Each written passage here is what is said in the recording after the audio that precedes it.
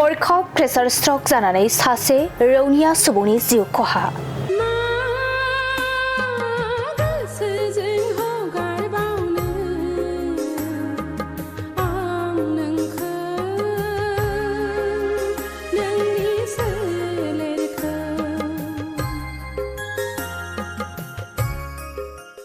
तामुलपुर जिल्लानि सिङाव थानाय खालाकुसि गामिनि थागिबि रमेश बर' आरो रुफाथि बर'नि नैथि फिसाज्ला बृन्दावन बर'आ तेजपुराव भारत रौनिया 4 CSR रेजिमेन्टनि एनकेरेंआव साख्रि मावबाय थानाय समावनो हरखाब प्रेसार स्ट्रक जानानै रुंसारि जायो।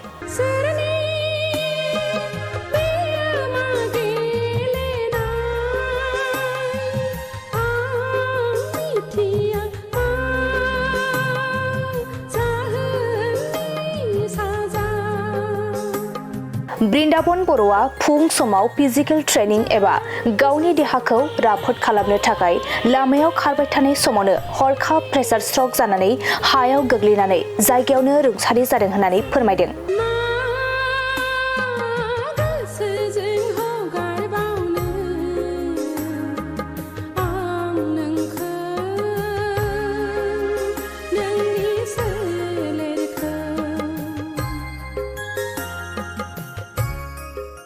थांनाय 2015 मायथाइयाव इन्डियान आर्मियाव जयनिं जानानै बिमा हादर रैखाथिनि थाखाय बृन्दावन बर'आ साख्रि मावबोगासिनो दंमोन।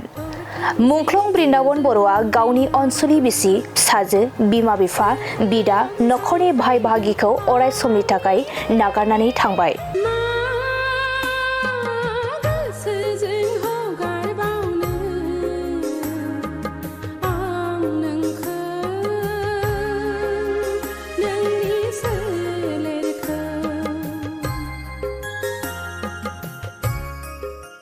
रुंसारि बृन्दावन बर'नि गोथै देहाखौ दा गावनि जोनोम नखराव लाबोनानै बाथौ धोरोमनि नेमखान्थियै आरो इन्डियान आर्मिनि नेमखान्थियै जोबथा बिदाय होयो। जोङो अबेसे दिनै जोंनि गामिया जाबाय तेतिलिगुरि। बे जोंनि गामिनि थाखाय दिनै जोबोर माने दुखुनि सान। मानो होननानै बुङोब्ला जोंनि गामिनिनो रमेश बर'नि आरो बिमा रुफाथि बर'नि नैथि फिसाज्ला बृन्दावन बर'आ तेजपुरनि जानकि 4 CSRआव इयो खामानि मावगासिनो दङमोन। नाथाय बिनि सिगाङावनो बिथाङा 2015 सनाव आर्मि बिभागाव जइन खालामदोंमोन। नाथाय बिथाङा फैनानै तेजपुराव थाफैदोंमोन आरो दुखुनि बाथ्राया बिनो बिथाङा फुं समनि जिथु पिटि खालामनाय समाव माबादि जाखोथाय बिनि आइबोआसो बेबादि नामा जे थाबै बिथाङा माने हार्ट एटेक जानानै बिथाङा रुंसार जानानै थांबाय। बेयाव जों जोबोद दुखु मोनदों। थेवबो आफा इसोरनिनो बाथ्रा, जाय जेरैबादि थैनांगौ थांनानै थानांगौ बे गासैबो आफा इसोरनिनो मोनसे बर बा बोराद हरो। थेवबाबो जोङो बिखौ जोबोर माने दुखुनि गेजेरजों जों हयतो दिनै बिदाय लानांबाय। नाथाय बृन्दावन बर'आनि माने गेदेर बिदा सासे दं, बिसि आरो लोगोसे बिनि उन्दै फिसाजोखौबो दिनै बे संसाराव नागारनानै थांबाय। जों आसा खालामो जाहाथे बृन्दावन बर'नि जानाखि जिउमाया आफा इसोरनि सेराव जाहाथे आलो गोजोनै जायगा मोनथों।